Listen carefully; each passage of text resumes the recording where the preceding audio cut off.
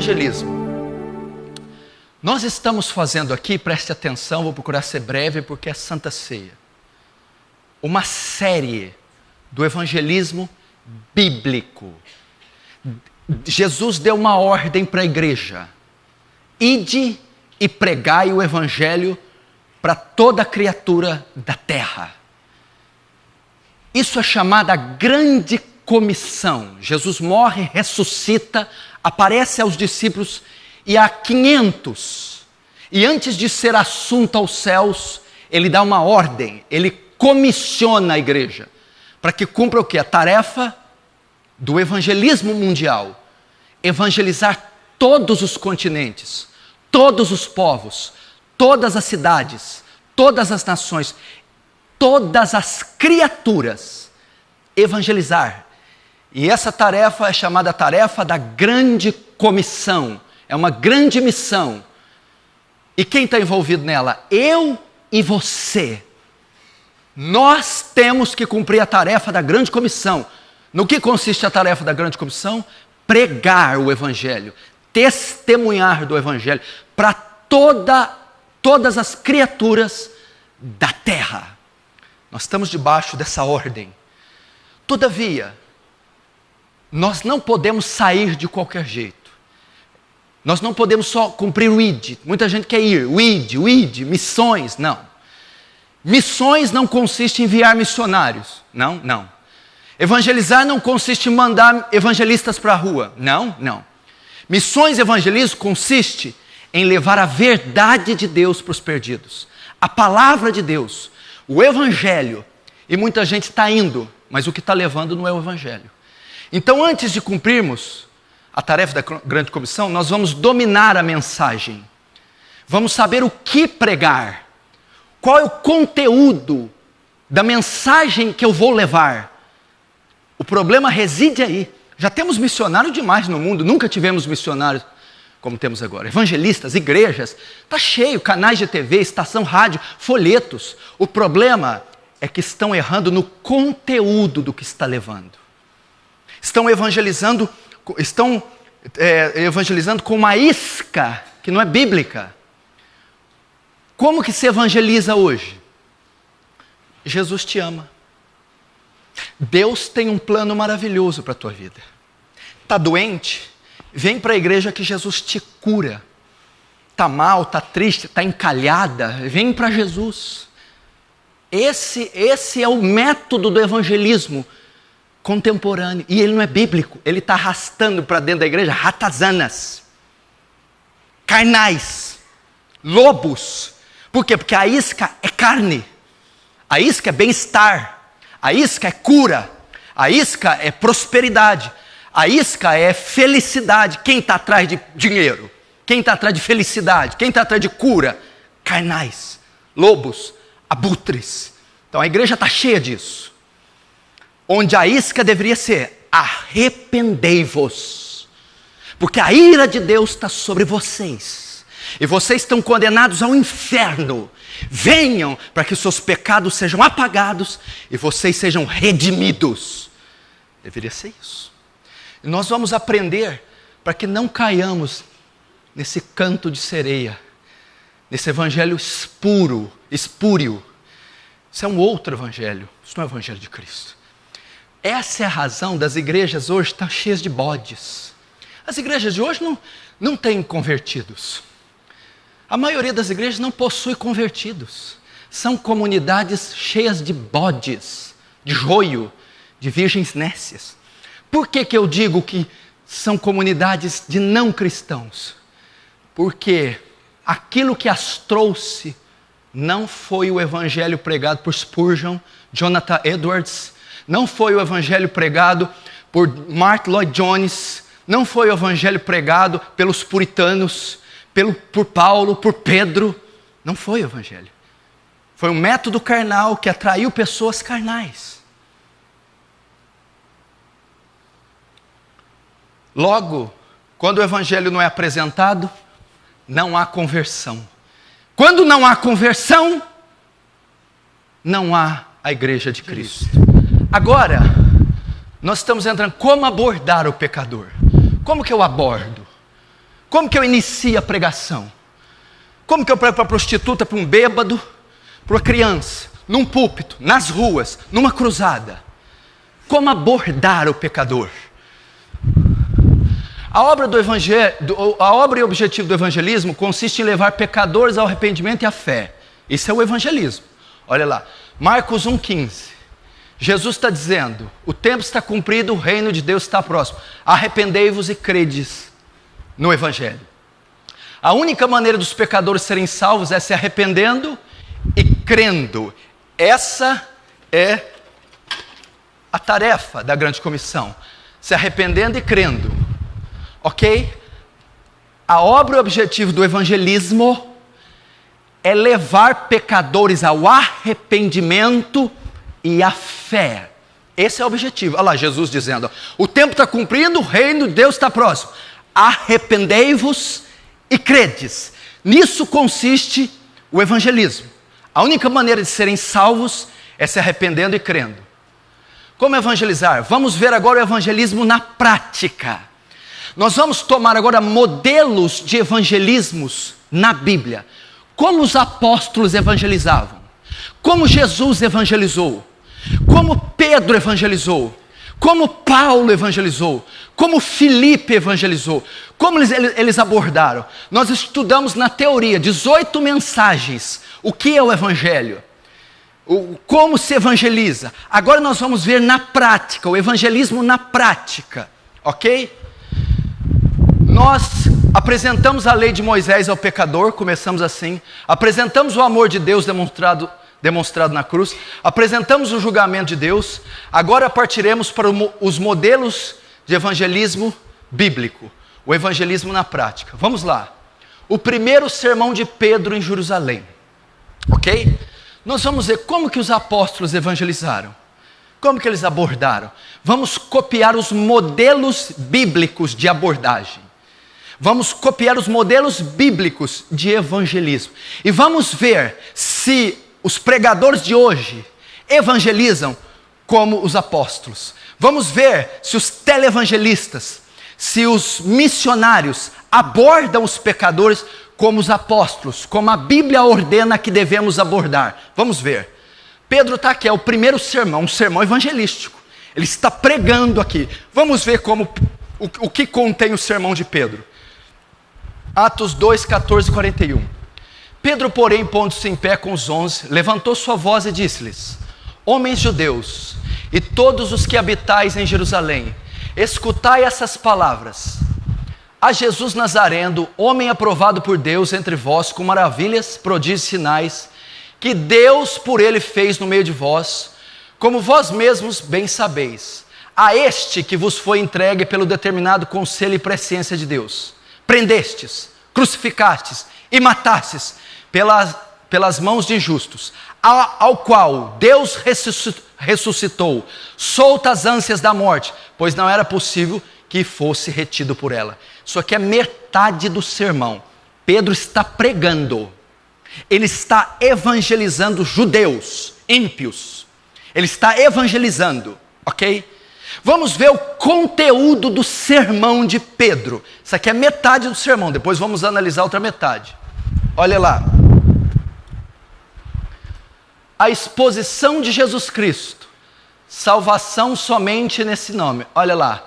Pedro, porém, a Jesus Nazareno. Ou seja, a abordagem começa com a exposição de Jesus. Pedro expôs quem é Jesus. Pedro disse da divindade de Jesus, da humanidade de Jesus, da obra de Jesus. Então, o evangelismo deve conter, no evangelismo, a exposição de quem é Jesus. Atos 4,12 diz: e nenhum outro nome há salvação dada aos homens, pela qual devamos ser salvos. Atos 4,12. Então você vê que no sermão de Pedro estava contido a exposição de Jesus. Quando você for pregar, você tem que dizer quem é Jesus, o que ele veio fazer, da onde ele veio, para onde ele foi, aonde ele está, quem é ele. A divindade de Cristo varão aprovado por Deus entre vós com maravilhas e prodígios. Isso aqui são fragmentos do sermão. Primeiro ele começa falando quem é Jesus. Ele vai dizendo da divindade, aprovado por Deus entre vós com maravilhas, prodígios e sinais. Por que Pedro menciona isso no evangelismo? Para mostrar, Jesus, olha só, é divino, ele é Deus. Quantas pessoas você já viu evangelizar ensinando a divindade de Cristo? Falando, gastando horas sobre a pessoa de Cristo, ensinando cristologia. Pois no sermão de Pedro tinha exposição do nome de Jesus, a divindade de Jesus. Agora, decreto divino, foi entregue pelo determinado conselho e presciência de Deus. Pedro estava dizendo Apocalipse 13:8, o Cordeiro que foi morto antes da fundação do mundo, foi entregue pelo determinado conselho e presciência de Deus. O que é presciência? Aquilo que Deus prevê. Pedro estava ensinando no sermão que Deus tinha preparado um plano de salvação antes da fundação do mundo. Olha como é rica a abordagem de Pedro. Pedro está destrinchando, o evangelismo de Pedro tem muito conteúdo. Então, salvação só no nome de Jesus, a divindade de Jesus, mostrando que o Cordeiro, que o plano de salvação foi um decreto divino antes da fundação do mundo. Prendeste, crucificaste e mataste. Está tudo aqui, ó, são fragmentos daqui. Prendeste, crucificaste e mataste. Morte na cruz. Ou seja, o sermão de Pedro continha a morte de Jesus. Quando você aborda alguém, você tem que falar sobre a morte de Jesus. Mas o porquê que ele morreu. A qual Deus ressuscitou, olha lá, a qual Deus ressuscitou soltas as ânsias da morte. Você nota que no sermão também tinha a ressurreição. Quantos pregadores hoje omitem a ressurreição? Só que nota, ele não está falando por falar, isso deve ser explicado. Todo mundo fala, Jesus morreu por você na cruz, mas e daí? Você tem que saber explicar para o pecador por que ele teve que morrer. Por que ele teve que ser Deus? Quem é ele? Jesus. A divindade de Jesus. Mostrar que foi um decreto soberano de Deus antes da fundação do mundo. Isso está recheado no sermão de Pedro. Então olha como Pedro está evangelizando. Agora olha lá, vê se você acha lá, Jesus te ama. Não tem. Deus tem um plano maravilhoso na sua vida. Não tem. Jesus veio curar os tumores. Não tem. O evangelismo não consiste em fazer isso. Você conhece um texto que diz assim, eu, quando for levantado, a todos atrairei a mim. Quem está falando isso? Jesus. Eu, quando for levantado, todos atrairei a mim. Quando que ele foi levantado? Quando os soldados romanos pregaram ele na cruz, e ele foi erguido naquela cruz, todos atrairei a mim. O que Jesus está ensinando? A maneira de atrair todos, a maneira de pescar pecadores, é ensinar sobre a cruz. Eu, quando for erigido, cravado na cruz, morto, ressuscitado, todos atrairei a mim. Ou seja, o método de atrair pecadores é falar da obra de Cristo, da crucificação, da morte, da ressurreição. É assim que você atrai pecadores, não é dizendo Jesus te ama. Não é dizendo Deus tem um plano maravilhoso, não é falando ele vai curar sua dor de cabeça. Ah lá, isso estava no sermão do Pedro. A exposição de Jesus, a divindade de Jesus, decreto divino, morte de Jesus na cruz, ressurreição. Continuando o sermão. Porque dele disse Davi, sempre via diante de mim o Senhor, pois não deixará a minha alma na morte, nem permitirá que o teu santo veja a corrupção.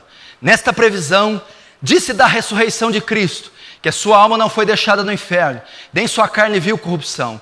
Deus ressuscitou a este Jesus, que todos nós somos testemunhas, de sorte que, exaltado pela destra de Deus, e tendo recebido do Pai a promessa do Espírito Santo, derramou isto que vós agora vedes e ouvi. Saiba, pois, com certeza toda a casa de Israel, que a esse Jesus, a quem vós crucificaste, Deus o fez Senhor e Cristo. Isso aqui é a outra metade do sermão. Vamos ver?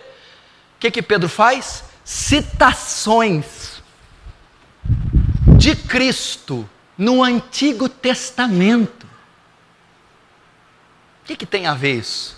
Você lembra dos discípulos a caminho de Emaús? Jesus vem com ele andando, eles estão voltando de Jerusalém para Emaús. Aí eles vão perguntar para eles: por que vocês estão assim? Que palavras é essa que trocais?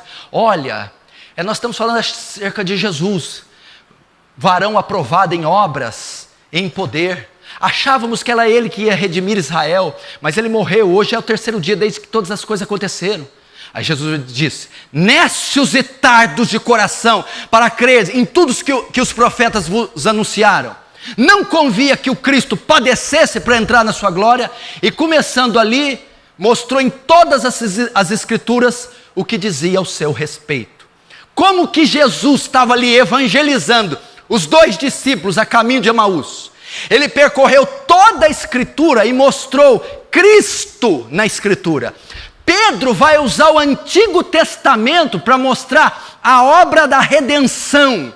Ou seja, quando você evangelizar, toda a escritura aponta para Cristo, o Antigo Testamento, o Novo Testamento, e é assim que evangeliza, mostrando a obra de Cristo em toda a Bíblia. Pedro fez isso. Olha lá, citações de Cristo no Antigo Testamento. A morte, pois não deixará minha alma na morte. Foi Davi que citou isso aí. Isso aí é o Salmo 106. A não decomposição do corpo, nem permitirá que o teu santo veja a corrupção. Havia uma profecia que o corpo de Jesus, depois que morresse, não se decomporia, não veria corrupção. A ressurreição, Deus ressuscitou a este Jesus. A ascensão aos céus, de sorte que exaltado pela destra de Deus, e a exaltação de Cristo, Deus o fez Cristo Senhor. Então, dentro do evangelismo de Pedro, ele está dizendo citações do Antigo Testamento. A morte, pois não deixará minha alma na morte, ou seja, ele iria morrer. A não decomposição do corpo, no terceiro dia ressuscitar, o corpo não ia apodrecer.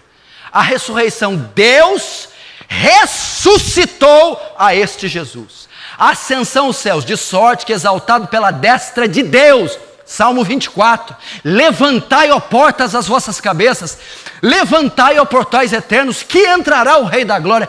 Quem é esse Rei da Glória? O Senhor dos Exércitos, esse é o Rei da Glória. Então Pedro está convencendo os judeus, dizendo que Jesus morreu na cruz, que o corpo dele não se corrompeu, que ele ressuscitou o terceiro dia, que ele se ascendeu aos céus, e mais do que isso, Deus o fez Senhor e Cristo. Aqui no grego, Kyrios e Christos.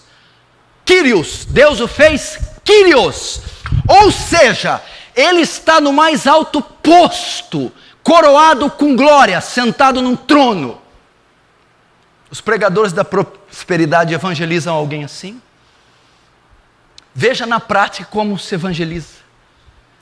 Olha só, a exposição de quem é Jesus. Você quer trazer alguém para Cristo?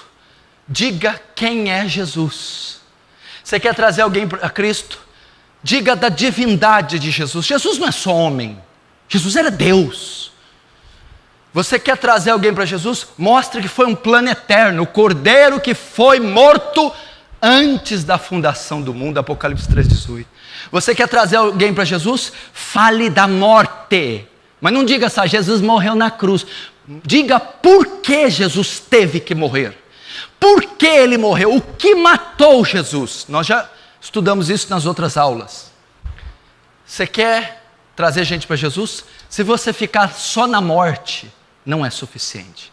Muitos falam até bem, Jesus morreu na cruz do Calvário e tal, mas omitem a ressurreição. Você precisa mencionar a ressurreição. Cristo ressuscitou o terceiro dia. Mas por que ele teve que ressuscitar? Pregue isso. E depois, o Antigo Testamento. Você nota que ele está falando a mesma coisa que ele falou na outra metade, não é? Só que agora ele está usando o Antigo Testamento. Ou seja, você pode usar toda a Bíblia para evangelizar alguém, toda ela contém a obra expiatória.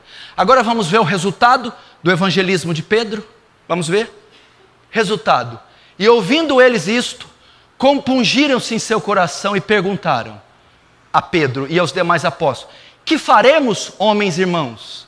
E disse-lhes Pedro: arrependei-vos, e cada um de vós seja batizado em nome de Jesus Cristo para perdão dos pecados, e recebereis o dom do Espírito Santo, de sorte que foram batizados os que de bom grado receberam a sua palavra naquele dia, e naquele dia agregaram-se quase 3.000 almas. Olha o efeito da pregação de Pedro. 3.000 almas se converteram.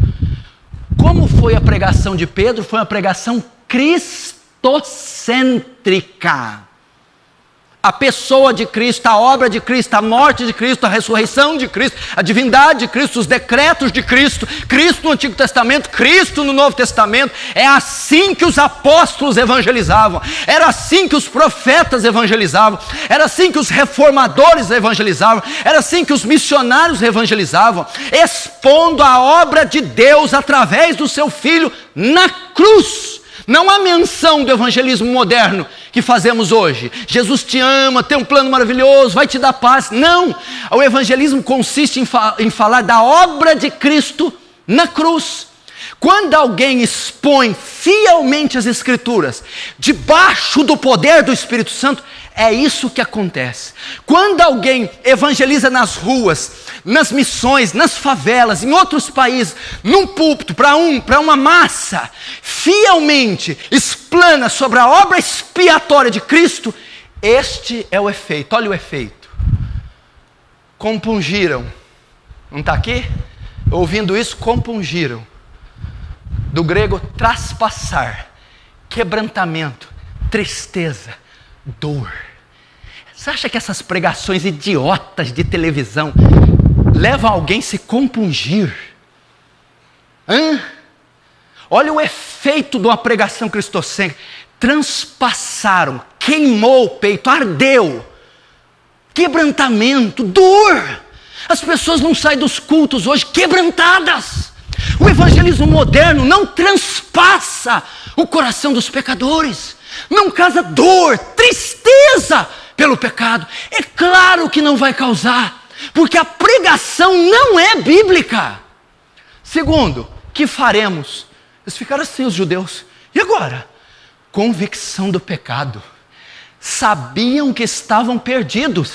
É como se disseram, nós matamos o Messias.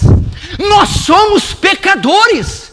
Nós somos corrompidos. E agora? O que será de nós? Convicção do pecado. Se o evangelismo, num púlpito, para uma massa, na rua, para não traz convicção de pecados, você nunca verá uma alma transformada. Uma alma de fato salva. Pode receber apelo, vir à frente, batizar. Isso não quer dizer nada. Está apenas agregando. Está apenas agregando a uma igreja. Está se associando. Conversão é isso aqui. Arrependei-vos. A mensagem sempre deve terminar com um chamado de arrependimento. Olha só. Pedro faz a exposição cristocêntrica, aborda os pecadores. O efeito é quebrantamento, tristeza, dor, convicção do pecado. Eles respondem dessa maneira e perguntam: o que faremos? Sabe o que Pedro faz? E o que a maioria não faz hoje? Chamada ao arrependimento. Arrependei-vos. É assim que se evangeliza. É chegar para o pecador: se arrepende de ser esse pai, se arrepende de ser essa mãe, se arrepende de ser esse homem, se arrepende de ser essa mulher, se arrepende dos seus pecados. A mensagem sempre deve terminar com um chamado ao arrependimento. Resultado? Naquele dia, agregaram-se quase 3.000 almas. Olha o efeito que isso traz. Agora, o evangelismo contemporâneo, ele não causa isso. Ele não causa contrição no pecador. Ele não abala as estruturas do pecador.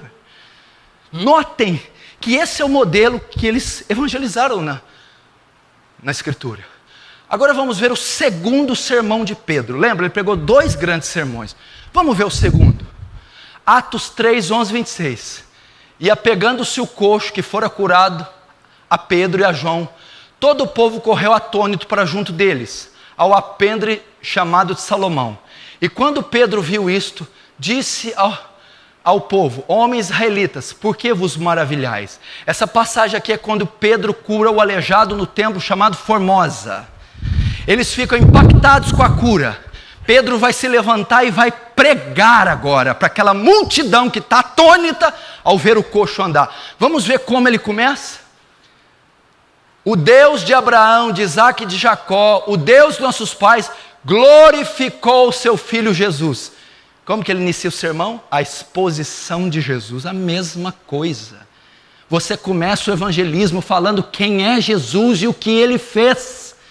Pois ele continua: entregastes, e perante a face de Pilato, negastes, tendo ele determinado que fosse solto, e mataste o príncipe da vida, a morte na cruz. Pedro está evangelizando agora falando da morte na cruz, a mesma coisa do primeiro sermão. Depois, ao qual Deus ressuscitou dentre os mortos, do que nós somos testemunhas, a exposição de quem é Jesus, a morte de Jesus, agora a ressurreição de Jesus. Esse é o evangelismo clássico, histórico, bíblico, apostólico. É assim, é dizer da obra de Deus através do seu Filho na cruz: morte, sepultamento, ressurreição, assunção e glorificação nos céus. Citações de Cristo no Antigo Testamento. Mas Deus assim cumpriu o que já dantes pela boca de todos os seus profetas havia anunciado, que o Cristo havia de padecer. Ou seja, os profetas. Pedro está citando, está falando que há menções de Cristo no Antigo Testamento, principalmente porque ele está pregando para judeus. Qual era a Bíblia dos judeus? A Torá, o Velho Testamento. E ele está dizendo: vocês não creem que aquele que vocês mataram é ele? Não? Pois eu vou dizer, lá na Torá que vocês tanto veneram, ela está recheada de profecias a respeito deste que vocês mataram, Jesus Cristo. Chamado ao arrependimento, olha lá: arrependei-vos, pois, isso aqui é a continuação do sermão, do segundo sermão de Pedro, olha lá. Arrependei-vos, pois, e convertei-vos, para que sejam apagados os vossos pecados, e venham assim os tempos de refrigério pela presença do Senhor. Todo evangelismo deve terminar com chamada ao arrependimento. Você deve dizer ao bêbado, à prostituta, à sua mãe, ao macumbeiro, ao jovem, à criança, ao idoso: arrepende-se! Arrepende-se do seu pecado. Tem nada de Jesus te ama, coisa nenhuma. Plano maravilhoso, coisa nenhuma. Tem que dizer: você é um pecador em Adão, a ira de Deus está sobre você, você é inimigo de Deus, mas Deus, no seu amor, enviou o seu Filho para morrer no seu lugar e ordena que você agora se arrependa. Isso é o evangelismo. Citou também da volta de Jesus. Olha lá: e envie ele a Jesus Cristo, que já dantes foi pregado, o qual convém que o céu contenha até os tempos da restauração de tudo, dos quais Deus falou pela boca de todos os seus santos profetas, desde o princípio. Ele usou a volta de Jesus para evangelizar. Que pregador você conhece que evangeliza falando: Jesus está voltando? Eles nem pregam que Jesus vai voltar. Mas por que falar da volta de Jesus é um método de evangelizar? Porque a volta de Jesus significa juízo. Então, a maneira de eu advertir os pecadores: se arrependam, porque esse varão vai voltar e vai julgar as nações. Jesus. Resultado, vamos ver o resultado dessa pregaçãozinha de Pedro, que ela não é popular hoje não. Hoje ela é fraquinha, feinha, tadinha, ela não teria espaço hoje nas mídias. Vamos ver o resultado dela? Muitos, porém, dos que ouviram a palavra creram, e chegou o número desses homens a quase 5.000. Olha o efeito da pregação deles. Hoje você evangeliza, prega, faz apelo. Cadê? 2 sermões de Pedro. 2 sermões agregaram quase 5.000 almas. Você já imaginou? 5.000 almas é 10 vezes esse salão. 10 vezes esse salão. 5.000. Olha o poder que o Evangelho tem. Isso aqui que Pedro está fazendo é Romanos 1,16. Eu não me envergonho do Evangelho, porque ele é o poder de Deus para a salvação de todo aquele que crê. Primeiro do judeu, depois do grego. Olha o poder do Evangelho aqui. Agora, me diz, são conhecidos os 2 sermões mais populares da história e mais poderosos, por causa da quantidade de gente que converteu, quase 5.000. Milhares de pessoas converteram em 2 sermões. Okay? Quem aqui já pregou e ganhou 3.000 almas numa só vez? Ninguém. Okay? Então é um modelo mais eficaz que existe. É poderoso, não é? É. Aonde ali naquele sermão contém os argumentos que os pregadores usam hoje? Momento nenhum você viu Pedro dizer: Deus vai te dar um carro, Deus vai curar você, Deus vai te dar uma namorada, Deus vai te dar... Não teve nenhuma menção disso. Vamos para a igreja que vai dar certo. Mentira! Isso não é bíblico. Evangelismo consiste em falar da cruz de Cristo e só da cruz. Não, agora vamos copiar os modelos modernos. Qual o resultado desses modelos? Nenhum. Vamos continuar. A pregação de Filipe para o eunuco. Primeiro era Pedro com a multidão, ok? Num púlpito. Agora vamos ver o corpo a corpo, o evangelismo na rua. Como é que aborda alguém na rua? Vamos lá. Filipe e o eunuco. Esse aqui é Filipe de Cesareia ou Filipe de Betsaida? Diga que ele é. Não sabe? Não sabia nem que tinha 2 Filipe? É um de Betsaida e um de Cesareia. Vai ter que estudar em casa. Atos 8, 27, 40. E levantou-se Filipe e foi. E eis que um homem etíope, eunuco, mordomo-mor de Candace, rainha dos etíopes, o qual era superintendente de todos os seus tesouros, tinha ido a Jerusalém para adoração. Regressava, assentado no seu carro, lia o profeta Isaías. Então disse o Espírito a Filipe: chega-te, ajunta-te a esse carro. E correndo Filipe, ouviu que lia o profeta Isaías e disse: isso aqui é o Espírito Santo dizendo a Filipe que evangelizasse um negro, um etíope, mordomo de uma rainha. Ele vai lá agora pregar para esse etíope, um homem só. Ele vai à borda, ele vai parar o cara e vai pregar para o cara. Vamos ver qual o método que ele usou, quais os argumentos. Vamos lá. Entendes tu que lês? Ele começa assim, Filipe. O mordomo diz: como poderei entender se alguém não me ensinar? E rogou a Filipe que subisse com ele e se assentasse. E o lugar da escritura que lia, o mordomo, o etíope, o negro, na carruagem, estava lendo o profeta Isaías. Estava lendo Isaías 53, mas não entendia o que lia, né? E rogou a Filipe que subisse com ele, e o lugar da escritura que lia era este: foi levado como ovelha para o matadouro, e como está mudo o cordeiro diante do que o tosquia, assim não abriu a boca. Isaías 53, ok? O evangelismo consiste em ensinar as escrituras. O que Filipe fez? Olha, eu não entendo isso aqui que eu estou lendo. Ele entrou na carruagem, sentou, ele começou a explicar as escrituras, folha por folha. Evangelizar não é só parar num púlpito. Evangelizar não é só subir num caixote numa praça. É sentar com pecadores e semanas e dias, e mostrando na escritura, pregando, convencendo ele com a escritura, no Antigo e no Novo, até que você chegue no Messias. Foi o que Filipe fez, olha lá. E respondendo o eunuco Filipe: rogo-te, de quem diz isto o profeta? De si mesmo ou de outro alguém? Ou de algum outro? Então o que ele estava lendo? Foi levado para o matadouro como ovelha. Era isso que o eunuco estava lendo. Ele perguntou para Filipe: Isaías está falando isso dele mesmo ou ele está falando de outro? A gente sabe de quem é que Isaías está falando. Era de Cristo. Foi essa a dúvida do eunuco.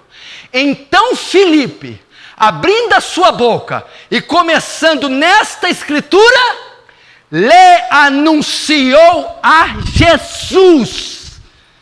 Entendeu? Ele usou o gancho da dúvida do eunuco, Isaías 53, e partindo dali, anunciou quem? Jesus. Toda a Escritura aponta para a obra de Cristo. O que é que Filipe anunciou para o eunuco? O que ele fez? Divindade e humanidade de Jesus, morte de Jesus, ressurreição de Jesus, ascensão de Jesus, retorno triunfal de Jesus, julgamento de Jesus. E começando nessa Escritura, lhe anunciou Jesus. O que é anunciar Jesus? É falar toda a obra que envolve Jesus: encarnação, nascimento virginal, ministério. Jesus teve o ofício de pastor, de rei, sacerdote e profeta. Morte na cruz, ressurreição. Foi isso. Foi assim que ele abordou. Vamos lá, resultado agora. Vamos ver o resultado da pregação de Filipe. Indo eles caminhando, chegaram ao pé de alguma água. E disse o eunuco: eis aqui a água. Que impede eu que seja eu batizado? Sabe qual foi o resultado? Batismo. Batismo. O que é batismo? É um símbolo do arrependimento. João Batista não veio pregando no deserto da Judéia o batismo para o arrependimento. O eunuco se arrependeu. Primeiro arrependimento. Para entrar no céu tem que se arrepender e crer. E disse Filipe: é lícito eu te batizar, se crês de todo o coração. E respondendo ele disse: creio que Jesus Cristo é o Filho de Deus. Fé, arrependimento e fé, através da pregação cristocêntrica de Filipe. Terceiro, e mandou parar o carro. Rapaz, e desceram ambos na água, tanto Filipe como o eunuco, e o batizou. Entrou na aliança através do batismo. Que aliança? Na nova aliança, no novo concerto. Entrou para o corpo de Cristo, para a igreja, através do rito do batismo. E quando saíram da água, o Espírito do Senhor arrebatou Filipe, e não viu mais. E o eunuco, jubiloso, salvo, continuou o seu caminho. Numa parada de carruagem, Filipe ganhou o eunuco. Numa parada, não dá tempo de ficar uma semana com você não. Vamos sentar aí. Batizou o homem, encomendou o homem, voltou um obreiro lá para Candace, para a rainha dos etíopes. Olha lá. Como ele conseguiu isso? Começando nessa parte na Escritura, lhe anunciou Jesus. O que significa anunciar Jesus? Encarnação, morte, ressurreição, exaltação, a obra de Cristo na cruz. Qual o resultado? Arrependimento, fé, batismo, salvação. Em uma só pregação, em uma só abordagem. Cadê Filipe falando aqui? Olha, eunuco, Deus tem um plano maravilhoso para você. É mesmo? Eunuco, você está meio solteirão, Jesus vai te dar uma mulher. Eunuco, não existe isso na abordagem. Vamos continuar. A pregação de Paulo em Tessalônica. Vamos ver Paulo pregando em Tessalônica. Atos 17, 1-4. E passando por Anfípolis e Apolônia, chegaram a Tessalônica, onde havia uma sinagoga de judeus. E Paulo, como tinha por costume, foi ter com eles, e por 3 sábados disputou com eles sobre as Escrituras. Mesma coisa que Filipe. Ele foi numa sinagoga lá na Tessalônica e ficou 3 semanas disputando com eles nas Escrituras. Ou seja, ensinando, abordando. Você deve evangelizar pessoas assim. Gastar tempo com elas. E ir semana após semana, dia após dia, abrir as Escrituras e ensinar, disputar, convencê-las pela Escritura a respeito de Jesus. Olha lá. Ele disputou com eles sobre as Escrituras por 3 sábados. Ok? O que ele disputou? O que Paulo pregou? A mesma coisa, expondo e demonstrando que convinha que o Cristo padecesse e ressuscitasse dentre os mortos. A pregação é a mesma, é disco rodado, né, Filipe? História rodadinha. Olha lá, é a mesma coisa. Morte e ressurreição. Olha lá, o poliglota poeta apóstolo Paulo, um homem versado no grego, no latim, no hebraico, um homem que estava que aspirava o cargo do sacerdócio, a 20ª mente mais brilhante da história. Paulo, como que ele evangelizava? Expondo e demonstrando aonde? Numa sinagoga em Tessalônica. O que ele expunha? O que ele pregava? Como ele convencia judeus?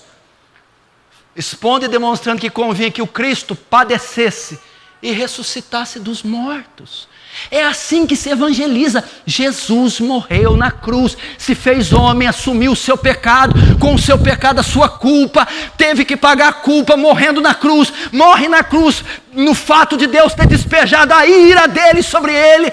Deus satisfaz sua justiça, matando Jesus na cruz, mas ao 3º dia, Jesus ressuscita dos mortos, demonstrando que Deus aceitou o seu sacrifício, e agora ordena que os homens se arrependam e creiam. Foi isso que Paulo está dizendo. A este Jesus que vos anuncia é o Cristo. Exposição de Jesus. Morte e ressurreição. Exposição a este Jesus que vos anuncio. Este é o Cristo. Porque eu posso dizer sobre Jesus. Mas e aí? Jesus é um profeta. Jesus é um fraudulento, como o Código da Vinci escreve. Não. Paulo disse, esse Jesus é o Christos.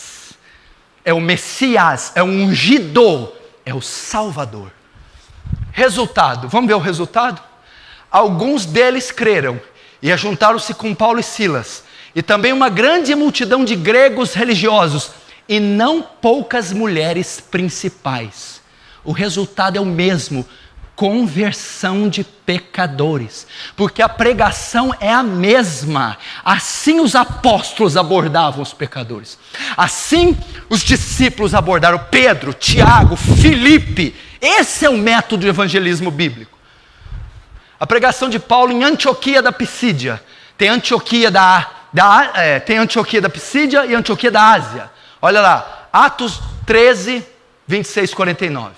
Homens, irmãos, filhos da geração de Abraão, e os que dentre vós temem a Deus, a vós vos é enviada a palavra dessa salvação, por não terem conhecido a estes, os que habitam em Jerusalém, e os seus principais condenaram, cumprindo assim as vozes dos profetas, que se leem todos os sábados. Ok? Ele está pregando em Antioquia da Pisídia, que é o começo do sermão. Vamos ver a continuação. Embora não achasse alguma causa de morte, pediram a Pilatos que fosse morto. E havendo eles cumprido todas as coisas que dele estava escrita, tirando-o do madeiro. Como que Paulo começa a abordagem em Antioquia da Pisídia? Falando da morte de Jesus no madeiro, em uma cruz, sobre os auspícios, sobre a ordem de Pilatos. Olha lá. E o puseram na sepultura. Sepultamento. O sepultamento é interessante, eu não tenho tempo para falar aqui. Por que quando prega tem que falar do sepultamento? Mas não está falando da morte? Paulo falou, não, foi sepultado. Por que tem que falar do sepultamento? Porque o sepultamento é uma garantia que de fato morreu. Tem que ficar dentro do sepulcro, enterrado. Por isso ele vai dizer, morreu, foi sepultado. Comprovado que morreu. Ele de fato morreu, porque ele ficou sepultado 3 dias. Ressurreição. Mas olha que até eu converto com o negócio dele. Embora não achasse alguma causa de morte. Imagina você ouvindo ele está pregando para nós, Paulo. Embora não achasse alguma causa de morte, pediram a Pilatos que ele fosse morto, e havendo eles cumprido todas as coisas que dele estava escrita, tiraram do madeiro e puseram na sepultura, mas Deus o ressuscitou dentre os mortos. É assim que se prega, esse é o nosso Deus, ele ressuscitou. Isso deve conter no seu evangelismo citações de Cristo. É o mesmo sermão em Antioquia da Pisídia. Está continuando o sermão. Por isso também outro salmo diz, não permitirá que o teu santo veja corrupção. Porque na verdade tendo dormiu, deve ser dormido, escreveu errado, foi posto junto de seus pais. Porque na verdade, Davi, tendo dormido, foi posto junto com seus pais e viu a corrupção. Ele está citando a mesma coisa que Pedro. Mas aquele a quem Deus ressuscitou, nenhuma corrupção viu. Seja, pois, notório, homens e irmãos. Ele faz uma citação, né? Ali está dizendo que Davi morreu e viu a corrupção, ou seja, o corpo de Davi se decompôs. Mas Jesus não viu corrupção. Está mostrando a ressurreição. Expiação. Por este se vos anuncia a remissão dos pecados. E de tudo que nele, pela lei de Moisés, não pudesse ser justificado, por ele é. Então ele está citando citações do Antigo Testamento acerca de Jesus. Dizendo que o corpo não se decompôs, como Pedro. Dizendo que o fato de não ter se decomposto é porque ele ressuscitou aqui, ó. Depois ele vai falar da expiação. Por este se vos anuncia a remissão dos pecados. Ele está dizendo a causa da morte. Não morreu. E daí que ele morreu? Paulo está ensinando por que ele morreu. Para remir, cobrir, resgatar-nos dos nossos pecados. E último, por ele é justificado todo aquele que crê. Paulo termina o sermão falando da justificação pela fé. Não há qualquer menção de prosperidade, não há qualquer menção de cura física, não há qualquer menção do chamada felicidade, não é qualquer menção de banalismo, é um evangelismo cristocêntrico, que chama o pecador ao arrependimento, baseado na obra de Cristo na cruz. Então ele citou morte, sepultamento, ressurreição, citações do Antigo Testamento, expiação e justificação pela fé. Vamos ver o resultado? Primeiro, conversão de judeus. E despedida da sinagoga, muitos dos judeus e dos prosélitos religiosos seguiram. E no sábado seguinte, juntou-se quase toda a cidade para ouvir a palavra. Segundo, conversão de gentios. Mas Paulo e Barnabé, usando de ousadia, disseram: era mister necessário que a vós se vos pregasse primeiro a palavra de Deus. Mas visto que a rejeitais e não vos julgais dignos da vida eterna, eis que nos voltamos para os gentios. E os gentios, ouvindo isto, alegraram-se e glorificaram a palavra do Senhor. E creram todos quantos estavam ordenados para a vida eterna. A pregação de Paulo em Antioquia da Psídia resultou na conversão de judeus e gentios. Quem são gentios? Todos os não-judeus, que não têm a raça, o sangue judaico, israelita. Conversão de judeus e não-judeus. Resultado ele é eficaz, ele é batata. Então vimos a pregação de Pedro, de Filipe, de Pedro, Filipe, pregação de Paulo, todas com o mesmo viés, todas com o mesmo fundamento e todas com o mesmo resultado, a conversão de pecadores. Dessa maneira, o pecador é levado ao arrependimento e à fé. Assim ele obtém pela graça de Deus a salvação. Vocês viram aqui os modelos bíblicos? Essa é a maneira de abordar. Assim abordou Jesus, assim abordou os apóstolos, assim abordou Paulo, assim abordou Pedro, assim abordou Filipe e tantos outros modelos que estão na Bíblia. E dessa maneira, pecadores, dos mais distintos, dos velhos e os novos, dos pobres e ricos, dos estadistas e indoutos, eles se converteram a Cristo através desse tipo de mensagem.